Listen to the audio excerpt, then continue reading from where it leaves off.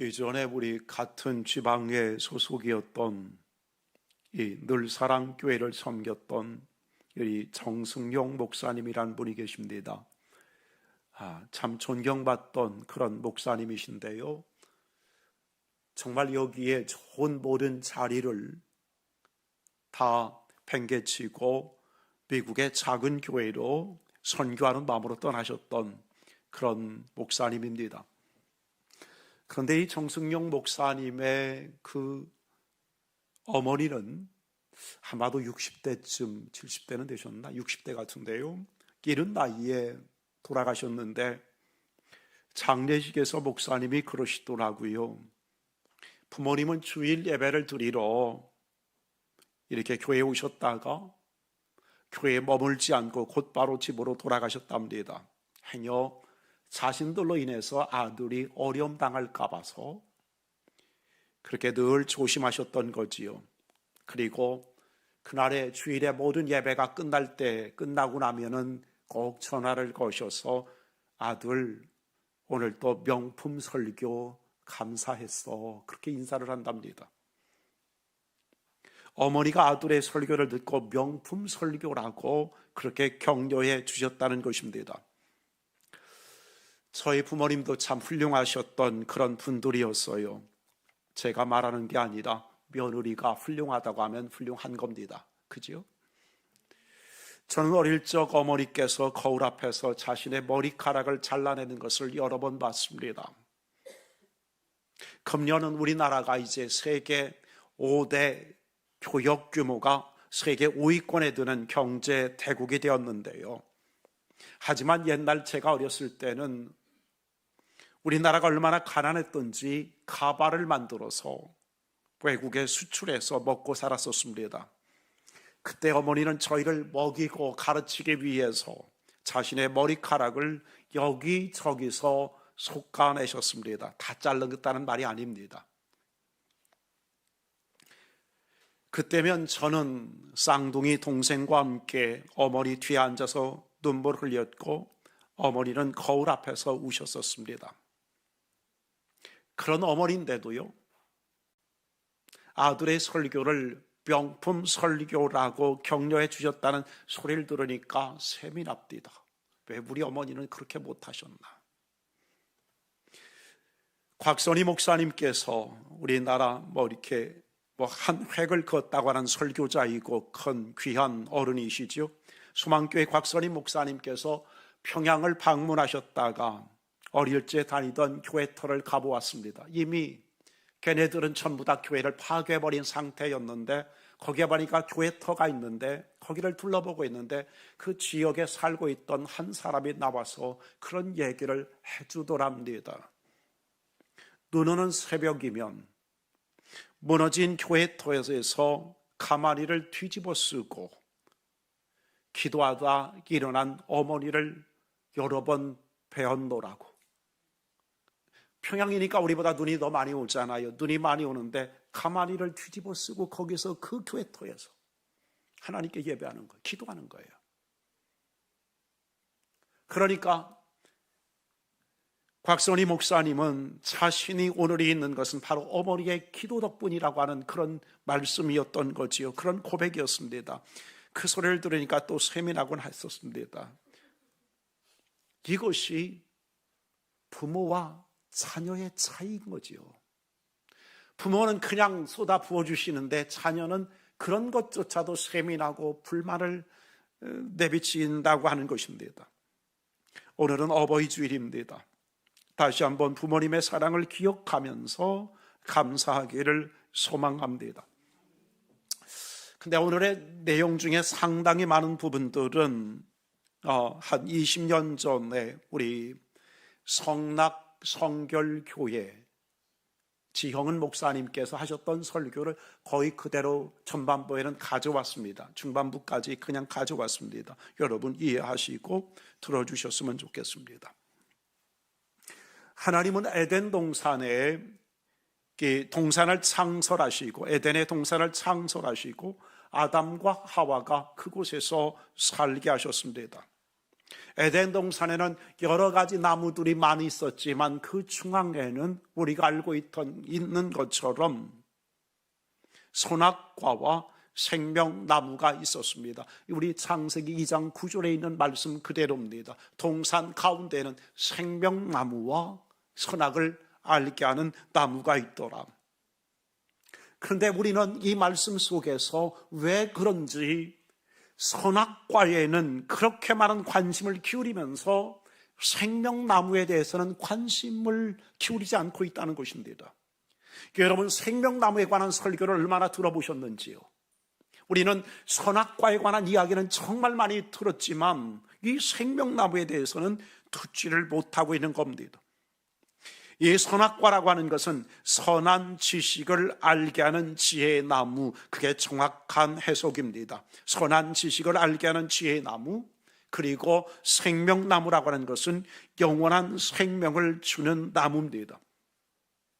그러니까 여러분, 우리에게 더 필요하고 더 중요한 게 뭐냐면 선악과가 아니라 생명나무라고 저는 그렇게 생각하는 거예요.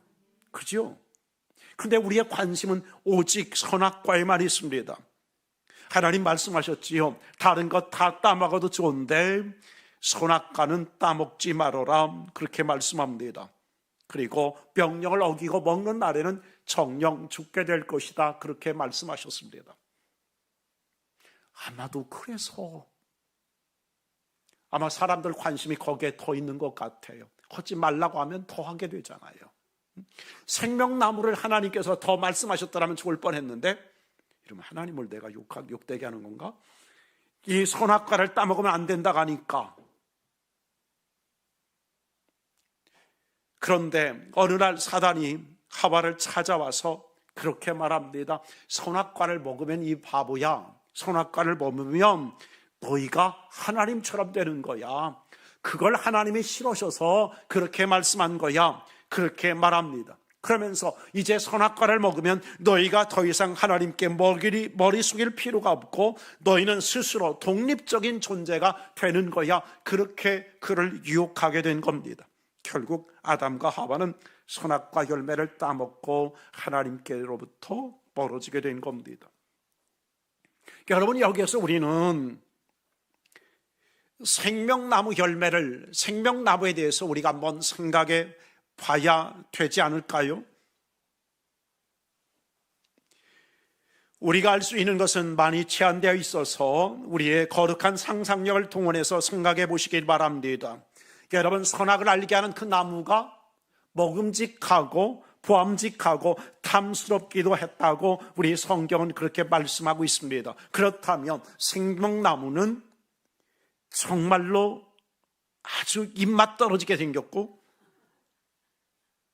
그렇지 않은 거 우리가 알겠지요, 그지요? 그러니까 그 나무도, 생명나무도 아름다웠을 겁니다. 정말 맛있었을 겁니다. 여러분, 생명나무 열매를 따먹으면 어떻게 됐을까요? 생각만 해도 침이 돌고 아마도 컨디션도 좋아졌을 겁니다. 정말 보기도 아름답다면 먹기에 좋은 것이기에 맛도 있었을 겁니다. 그런데 성경에 뭐라고 나와 있다고요? 생명나무 실과를 먹으면 영생한다, 그렇게 되어 있잖아요. 이 마지막 부분에 보면 열매를 따먹고 영생할까 하노라. 그러니까 이 생명나무는 영생의 나무거든요. 제가 그래서 하는 거예요. 생명나무를 따먹으면 영생하는데 거기에는 관심이 없고 죽게 되는 선악과만 관심을 기울이고 있었다, 그 말입니다. 하나님께서는 범죄한 아담과 하와를 향해서 이렇게 말씀합니다. 이 사람이 우리 가운데 하나처럼 선에서 악까지 모든 것을 알게 되었다. 이제 손을 뻗어서 생명나무 열매를 따서 먹고 영원히 살면 어찌하겠는가. 그런 일은 결코 일어나서는 안 된다 하는 게 지금 22절 말씀이에요. 3장 22절 말씀이에요. 하나님께서 하신 일은 그들이 영생하지 못하도록 아담과 하와를 에덴에서 추방했습니다. 그리고 에덴 동쪽에 그룹들을 배치하고, 그룹이라는 것은 천사를 말해요. 그리고 두루두는 불칼을 두어서 생명나무의 길을 지키게 하셨습니다. 그래서 인간에게 생명나무의 길은 영원히 차단되어 버리게 된 것입니다. 여러분, 하나님께서는 왜 죄인에게 영생을 하면 안 된다고 생각을 하신 걸까요? 아니, 아담과 하와가 왜 영생하면 안 된다고 생각을 하신 걸까요? 문제는 뭐냐면 죄인으로 영생하면 안 된다는 것입니다. 여러분, 평생을 살아야 되는데 감옥에서 산다고 한다면 그건 도리어 저주겠지요. 그죠? 그게 안 된다고 하는 것입니다. 하나님은 인간이 올바른 사람이 되어서 의로운 존재로서 하나님과의 영원한 관계를 가지면서 영생을 하여야 한다고 생각하신 것입니다.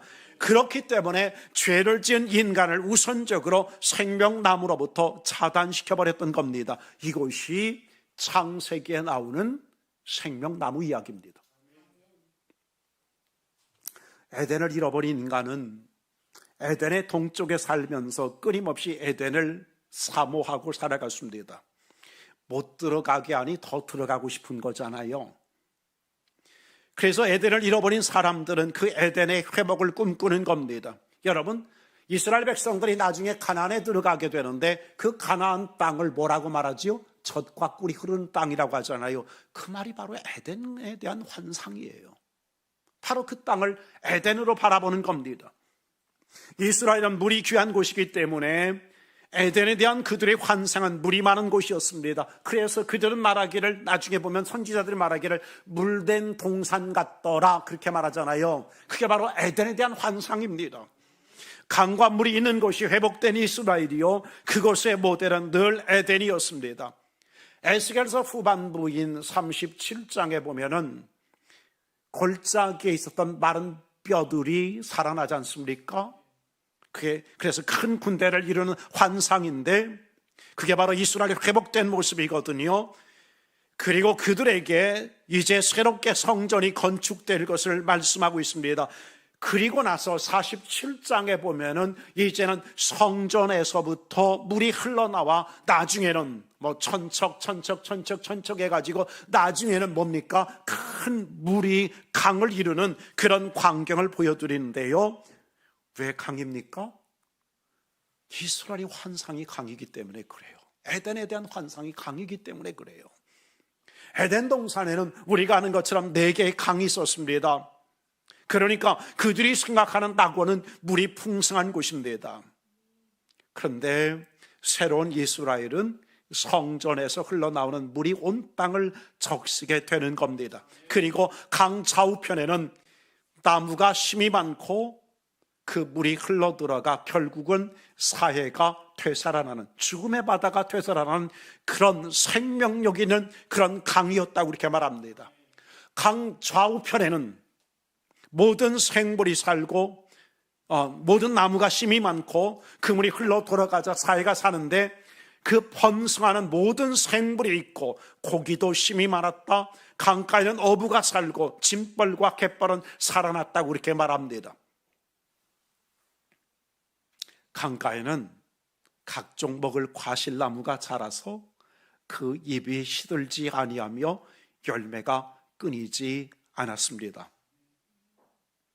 이런 놀라운 환상의 완성을 요한계시록의 새하늘과 새 땅에서 우리는 보게 되는 겁니다. 환상의 완성이 요한계시록이라고 하는 것은 다시 말한다면 거기에 보면은요, 그 요한계시록 21장 그 말씀에 보면은 거기에 생명나무가 다시 등장하는 거예요. 생명나무가 다시, 그게 바로 무엇입니까? 회복의 모습을 보여주고 있는 것이다 하는 겁니다. 그러니까 성경의 첫 번째 책인 창세기에 등장하는 이 생명나무가 계시록 마지막 책인 계시록 그것도 마지막인 21장에 다시 나온다고 하는 것입니다. 요한계시록에는요 22장입니다. 생명나무가 4번 나오는데요, 첫 번째가 이제 2장 7절에 있거든요. 요한이 pat모섬에서 환상을 보고 아시아의 7교회에 편지를 보냈는데 각 편지의 마지막에는 귀 있는 자는 성령이 교회들에게 하시는 말씀을 들을지어다, 그렇게 말씀합니다. 그리고서 각 교회마다 이렇게 말합니다. 이기는 자에게는 이러한 것을 주리라, 그렇게 말씀하셨는데 여기에 보면 어떻게 됐느냐, 이기는 그에게는 낙원에 있는 생명나무의 열매를 주워 먹게 하리라, 그렇게 말씀합니다. 여기서 다시 지금 생명나무의 열매, 생명나무가 등장하는 겁니다. 천국과 관련해서 말입니다. 창세기에서 잃어버린 에덴이 마지막 책인 요한계시록에서 회복되는 모습을 보여주고 있습니다. 특히 새하늘과 새 땅, 거기에 생명나무가 집중적으로 거론되고 있는데요, 요한계시록 22장 1절과 2절 말씀입니다. 이 말씀 우리 신승희 집사님 한번 읽어주시기 바랍니다. 수정같이 맑은 생명수의 강을 내게 보이니 하나님과 및 어린 양의 보좌로부터 나와서 길 가운데로 흐르더라. 강 좌우에 생명나무가 있어 12가지 열매를 맺되 달마다 그 열매를 맺고 그 나무 잎사귀들은 만국을 치료하기 위하여 있더라. 아멘. 자, 새하늘과 새 땅에 있는 가장 중요한 것이 바로 강입니다. 뿐만 아니라 여기 강가에 생명나무가 다시 등장합니다. 그러니까 이 말씀은 에스겔서 47장에 있는 그 환상의 복사판입니다. 그대로 옮겨놨습니다. 그런데 여기에서는 특별히 생명나무를 언급하고 있는 것입니다.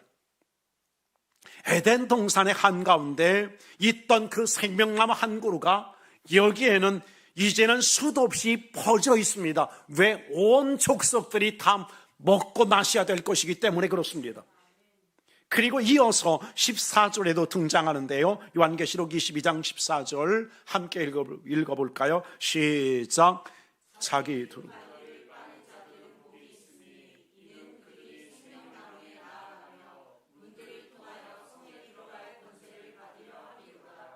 여기 보니까 누가 생명나무 열매를 먹을 수 있습니까? 그렇지요. 두루마기를 빠는 자입니다. 옷을 빤다는 것은 행실을 깨끗게 한다는 것을 말씀하고 있는 거거든요. 우리가 말씀을 듣기만 하는 것이 아니라 그 말씀에 듣고 인격적으로 반응해서 우리의 삶을 고치는 것, 그 사람들이 하나님 나라 생명나무 열매를 먹게 될 것이다, 그렇게 말씀합니다.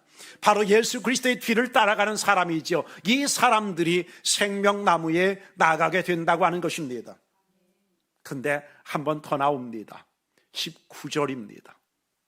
만일 누구든지 이 두루마리의 예언의 말씀에서 제하여버리면, 두루마리의 예언의 말씀에서 제하여버리면 하나님이 이 두루마리에 기록된 생명나무와 및 거룩한 성에 참여함을 제하여버리시리라. 여기 두 종류의 사람을 경계하고 있는데요, 첫째는 예언에다가 자기 말을 덧붙이는 사람들, 그죠? 자기 욕심 때문에 자기 유익을 위해서 뭔가를 덧붙이는 사람이 있습니다. 이단 교주 같은 놈들이 이런 짓을 하는 거예요. 그러면 안 됩니다. 또 한 가지, 예언의 말씀을 재어버리는 사람들, 말씀이 불편하게 되면 이 말씀을 빼버리는 거예요. 그런 사람은 생명나무와 관련이 없다, 그렇게 말해주고 있는 겁니다. 여러분, 이런 장면을 한번 상상해 보시기 바랍니다. 오래전에 어딘가에 길이 막혔습니다. 큰 육중한 철문으로 폐쇄가 되었습니다. 아니면 우리 주변에도 있습니다. 대청호에 댐을 막고 거기다 물을 담기 시작했습니다. 그러다 보니까 어떻게 됐습니까? 수몰을 한 그런 과정 속에 그 중앙에 하나의 육지의 섬이 생긴 겁니다. 그지요? 그러니까 거기는 우리가 함부로 들어갈 수가 없잖아요. 그래서 아무도 못 들어갔습니다. 그런데 오랜 세월이 지난 후에 그 육중한 철문이 이제 열리게 되는 그런 날이 있어서 거기를 들어가 봤더니 그곳에는 놀랍게도 생명나무가 가득한 것입니다. 이제는 한 그루가 아니라 이게 완전한 숲을 이루고 있는 그런 생명나무를 발견하게 된 것입니다. 이것이 요한계시록에 등장하는 생명나무입니다. 바로 새하늘과 새 땅인 천국은 생명나무가 가득한 곳입니다. 이렇게 천국을 상징하는 것이 바로 생명나무인 것입니다. 그런데 여러분, 이 생명나무가 사실은 성경 한 군데에 더 나와 있단 말입니다. 창세기에 나와 있던 이 생명나무, 그리고 요한계시록에 있었던 이 생명나무를 연결해 주는 생명나무가 또 한 군데에 나와 있습니다. 그것이 바로 잠언입니다. 여러분, 다른 성경 아무리 뒤져봐도 생명나무란 단어는 창세기와 잠언과 요한계시록밖에는 생명나무란 말이 없습니다.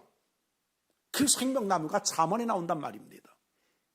저 앞에 나온 것처럼 3장 18절, 11장 30절, 13장 12절 이런 말씀이 바로 생명나무가 나오는데요, 특별히 한 절 더 있습니다. 15장 4절입니다. 같이 한번 읽어봐요. 앞에 있습니다. 시작.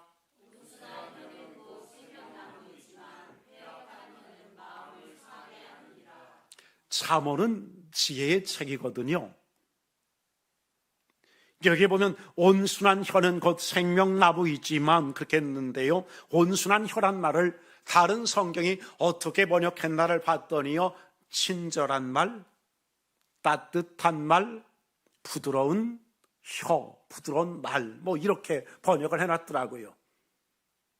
여러분, 그런데 어쨌든 이 잠언에서, 지혜의 책인 이 잠언에서 생명나무를 언급하는 것은 참으로 의미가 있을 수밖에 없지요. 여러분, 지혜라고 하는 것을 성경에서는 이렇게 말합니다. 모두에게 있는 것이 아니고 특별한 사람에게만 있는 숨겨진 것이다, 그렇게 말씀하기도 하는데, 또 다른 면에서는 이렇게도 말합니다. 길거리에도 있고 문지방에 널려 있다고 말합니다. 문제가 뭐냐? 다만 사람이 못 볼 뿐이라는 거예요. 지혜를 널려 있는데 그것을 발견하지 못한다, 그렇게 말씀하고 있는 것입니다. 그런데 그 지혜가 어떻게 해요? 생명나무와 연결되어 있습니다. 이 말씀은 범죄한 인간에게 생명나무의 길이 완전히 폐쇄된 것은 아니었다는 말씀을 하고 있는 겁니다. 시간의 흐름 속에서 생명나무의 길은, 이 축복의 길은 여전히 흐르고 있었다고 하는 것인데, 그 축복이 어디에 있느냐? 부드러운 말 속에, 온유한 말 속에, 치유하는 혀 속에 있었다고 하는 것입니다. 그런데 여러분, 이 치유하는 혀가 바로 생명나무인데, 이 혀 혹은 입에서 나오는 것이 뭐라고요? 말이잖아요. 아까 말했잖아요. 말, 친절한 말, 따뜻한 말, 부드러운 말. 이 말은 마음에서 나오고요, 그죠? 말은 권세가 있고 영향이 미칩니다. 그러므로 마음이 아름답고 행복하면 그에게서 부드러운 말이, 따뜻한 말이 나오게 되는 것입니다. 근데 그 말을 우리가 조금 더 확대한다면, 강조한다면 그것이 바로 말씀인 겁니다. 말씀, 하나님의 말씀. 그러니까 하나님은 차단된 생명나무의 길이, 축복이 말씀을 통해서 흘러가게 하셨다 하는 것입니다. 말씀을 통해서 사람을 치유하는 생명 현상을 찬란하게 하셨습니다. 여러분, 이 말씀이 끊어진 창세기와 계시록을 연결하는 것입니다. 에덴에서 폐쇄된 생명의 길이 끊어진 것이 아니었습니다. 흘러가도록 하였습니다. 이 생명의 길이 계속해서 흐르는 것이 어디냐? 그러니까 그곳이 바로 교회인 거예요.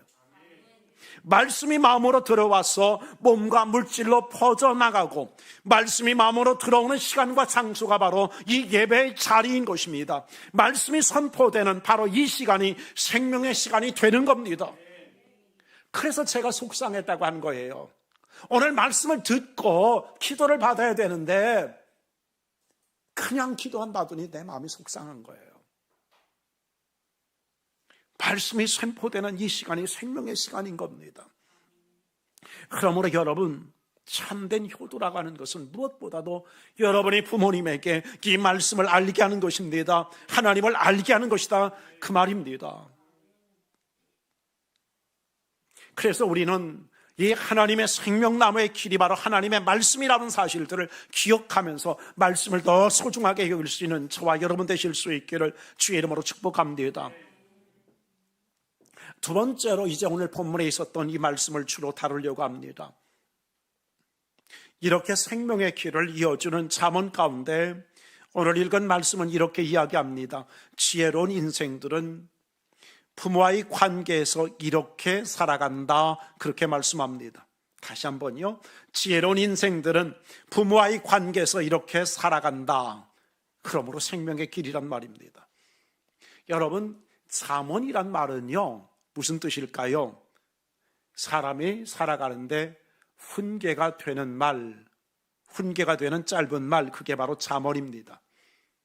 성경의 잠언서를 우리는 이렇게 정의할 수 있습니다. 하늘의 지혜를 땅의 삶으로 풀어낸 지침서. 이건 교리가 아닙니다. 잠언 가지고 교리를 따진다면 그건 잘못돼도 한참 잘못된 것입니다.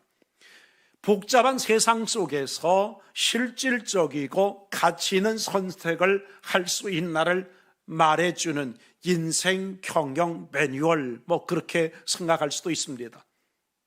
그래서 잠언의 핵심 키워드는요, 뭐냐면 경외. 뭐라고요? 경외. 경외란 말은 뭐지요? 하나님을 두려워하는 마음, 그런 거예요. 우리가 하나님을 친구로 하는 것도 굉장히 중요하지요. 그런데 친구뿐만 아니라 하나님을 두려워할 수 아는 그런 우리 성도들이 되실 수 있기를 주의 이름으로 축원합니다. 잠언에서 그걸 가르쳐요. 또 한 가지 분별력. 우리가 어떻게 행동해야 될 것인가, 뭘 선택해야 될 것인가, 그런 이야기를 많이 해주고 있는 것이 바로 잠언입니다. 잠언에서 또한 얘기하는 게 아까도 말했던 언어, 우리의 말을 조심해야 된다 하는 것을 이 잠언에서 말씀을 많이 해주고 있습니다. 물론 겸손에 관한 얘기도 말씀하고 있습니다. 그래서 교만은 패망의 선봉이요, 겸손은 승리의 앞잡이, 그런 식으로 얘기하고 있는 것이 바로 잠언서에 전부 다 나오는 이야기들입니다. 오늘 우리가 읽은 말씀은 이렇게 됩니다. 22절 말씀, 다시 지금 잠언서 3장 22절에요. 너를 낳은 아비에게 청종하고. 여러분, 효도의 시작은 청종, 잘 듣는 것입니다. 효도라고 하는 것은 부모님의 말씀에 귀를 기울이는 것이 바로 효도의 출발인 것입니다. 어르신들이 가장 외로워하실 때는 내 말을 들어주는 사람이 없을 때인 거예요. 내 말을 들어주는 사람이 없다. 여러분, 부모님의 반복되는 옛날 이야기, 했던 소리 또 하시고 하는 그거 처음 듣는 것처럼 들어드리는 것이 효도란 말입니다. 그게 바로 효도예요. 자녀가 부모님의 인생 경험과 지혜를 존중하며 귀를 기울여 주시길 바랍니다. 그때 부모님은 비로소 당신의 존재 가치를 느끼게 되며 행복해 하신다 하는 말입니다. 세계적인 동기부여 전문가 가운데 한 분이 지그 지글러라는 사람이 있습니다. 지금은 돌아가신 분인데요, 쉽게 말하면 우리나라의 지금 소통 전문가인 우리 김창옥 씨와 같은 그런 사람이 지그 지글러라는 사람입니다. 그 사람이 훨씬 유명한 사람이지요. 어느 파티에서 이 지글러는 한 낯선 여성과 대화를 하게 되는데요, 우리도 가끔 그런 사람 만나지만 일방적으로 말만 하는 사람이에요. 열정적으로 자신의 일과 가족과 취미에 대한 이야기를 30분 동안 이야기를 막 이 여성이 쏟아냈습니다. 그런데 지글러는 그저 고개를 끄덕이고, 그리고 때로는 그의 말에 취임새를 넣으면서 진심으로 들어줬습니다. 그렇군요. 정말 멋진 일이네요. 그래서 어떻게 됐나요? 해가면서 그의 이야기를 다 들어줬습니다. 파티가 끝날 무렵 이 여성은 주최 측에 가서 이렇게 말했다지요. 오늘 제가 만난 사람 중에 지그 지글러 씨가 가장 말을 잘하시는 분이었어요. 지 혼자 얘기 다 해놓고서 그분이 말을 잘했다고. 여러분, 그런 거예요. 정말 한마디도 거의 하지 않았다시피 했는데 혼자 지가 얘기했는데 여러분, 이런 진실 어린 경청은 화려한 언변보다 더 확실한 소통이 된다는 것을 보여주는 것입니다. 많이 들으셔야 되는 거예요. 여러분, 부모님의 말씀에 정말 여러분 잘 들어주시길 주의 이름으로 축원합니다. 두 번째 보면은 존중하라, 그렇게 말합니다. 존중하라. 저희 아버지 장례를 치른 후에 아버지의 유품을 정리하다가 둘째 누나가 아버지의 치부책을 발견했습니다. 그것을 보고 먼저 누나가 통곡했고요, 온 가족이 통곡하게 되었다고 합니다. 치부책에는 이런 내용이 있었습니다. 오늘이 내 결혼 50주년인데 한 놈도 기억해 주지 않는구나. 자기 배우자나 자녀를 위해서는 그렇게 신경 쓰지만 부모님의 결혼 50주년에 대해서는 아는 놈이 하나도 없었던 거예요. 구남매나 되는데. 사실 그래요. 막내인 제가 이제 골동품이 다 됐는데 부모님 세대에 누가 결혼 50주년 같은 거 거의 기억 안 해요. 아니, 우리 자녀들도 전부 다 아버님의 생신 같은 거 다 기억했어요. 근데 그 어른들은 결혼 기념일 같은 거 그 당시에는 거의 기념해주고 그런 것이 없었는데 아버지는 그게 좀 섭섭하셨던 모양이에요. 우리가 이렇게 놓칠 수 있다는 것입니다. 근데 성경은 뭐라고 말해요? 네 늙은 어미를 경히 여기지 말지니라. 여기는 어미라고 그랬는데 왜 아버지 얘기를 하세요? 그게 그 말이에요. 어미, 아비 다 들어가 있는 말이에요. 부모님 말이에요. 여러분, 부모님의 노년을 귀여우시기를 주의 이름으로 축원합니다. 요즘의 세상은 젊음과 생산성을 우선시하고 있지만 성경의 가르침은 뭐라고 말씀하고 있습니까? 성경은 백발을 영화로운 면류관이다, 그렇게 말해주고 있습니다. 샌머리 앞에서 일어서라고 성경은 그렇게 말씀하고 있습니다. 부모님이 육신적으로 약해지고 판단력이 흐려지면 자녀들이 부모를 경히 여길 수 있는데 그러지 마시기 바랍니다. 부모님은 우리가 보살펴야 될 대상이기 이전에 우리 존재의 뿌리라는 사실들을 잊지 마시기 바랍니다. 뿌리가 깊어야 나무가 흔들리지 않듯 부모를 존중하는 가정이 든든히 서게 되는 겁니다. 저희 부모님이 구남매를 두셨는데 타인들이 볼 때에 아마도 조금 효자, 효녀, 효부라고들 생각하는 것 같았습니다. 그런데 제가 보니까요, 좀 차이는 있어요. 부모를 공경하는 자녀들의 자녀가, 그러니까 손주가 더 할아버지 할머니를 사랑하더라고요. 부모가 자기의 부모를 사랑하는 사람들의 자녀가 더 할아버지 할머니를 더 사랑해요.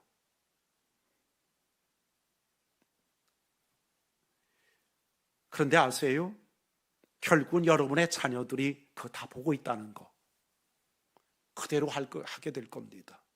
여러분들이 여러분의 부모님을 잘한다면 여러분의 자녀들이 여러분들에게 잘하게 될 겁니다. 미리 보험 드시기 바랍니다. 세 번째로는 내 부모를 즐겁게 하며 너를 낳은 어미를 기쁘게 하라. 기쁘게 하라, 그 말입니다.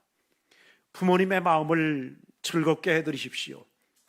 성경은 단순히 부양하라고 말하지 않고 기쁘게 하라고 말씀합니다. 우리가 음식을 드리는 것도 용돈을 드리는 것도 중요하지만 정서적인 공경이 필요하다는 말입니다. 그러니까 내가 존중받고 있다고 하는 그런 느낌을 받을 때에 행복해 하시는 겁니다. 내가 존중받고 있다고 할 때.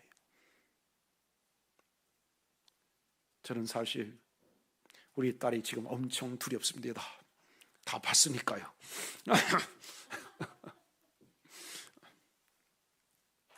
여러분, 그런데 한 가지 더 우리의 부모님들이 원하는 것은 우리 자녀들이 믿음 생활 잘하는 것을 더 원하고 계시다는 것을 잊지 마시길 주의 이름으로 축원합니다. 그것이 부모님께는 가장 큰 면류관이 되기 때문입니다. 효도는 미루는 것이 아닙니다. 우리에게 필요한 것이 효도의 시급성입니다. 나중에 성공해서 나중에 여유가 생기면 잘해드리겠다고 하는 것은 가장 위험한 약속입니다. 부모님은 기다려주지 않으십니다. 저에게는 이제 우인순 집사님도 마찬가지고 양가의 부모님이 한 분도 안 계신 그런 분들이 계십니다. 우리 중에 어떤 분은 한쪽 분만 계신 분들이 계십니다. 그리고 우리 중에 어떤 분들은 지금 너무나 행복하게도 부모님 양가가 다 계신 그런 분들이 계십니다. 하나님의 큰 축복인 줄 아시기 바랍니다. 그리고 더 많이 아름답게 섬겨주시길 다시 한번 부탁드립니다. 물론 여러분들 대부분이 지금 이미 어버이날에 부모님께 다녀오셨고 또 사랑을 표현해 주신 줄 알지만 그러지 못한 분이 계시다고 한다면 오늘이라도 전화 한 통화 드리고 따뜻한 손 한번 잡아드리는 것이 내일의 후회보다 100배는 낫다고 생각합니다. 저희 조카지만 우리 권중심 집사는 참 귀한 사람인 것 같아요. 그러더라고요. 최근에 부모님께 사랑한다고라는 말을 연습하기 시작했대요. 쉬운 거 아니잖아요, 그죠? 부모님께 사랑한다고 그걸 연습하기 시작했대요. 부모님 연세가 80대 중반이시니까 또 건강이 좋지 않으신 분이니까 언제 정말 우리가 부모님을 떠나야 될지 모르잖아요.